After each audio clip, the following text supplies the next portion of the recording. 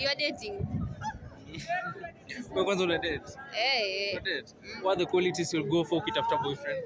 Qualities. Mimi sinanga yo ya madem ati I want this type nini. Mi bora kwe umemachua and you know what you're doing there. Alright. Your purpose being there. Wow, I love that. Yeah. So kama mtu anakaa tu bila anakaa lakini ni machuana. Bora unajua kenye unafanya. Do you think money is important in a relationship?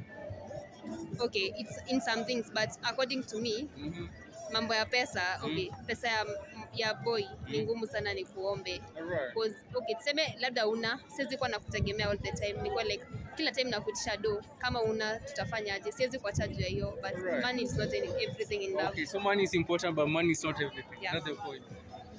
Jamani, hii breed ya ulizaliwa lini?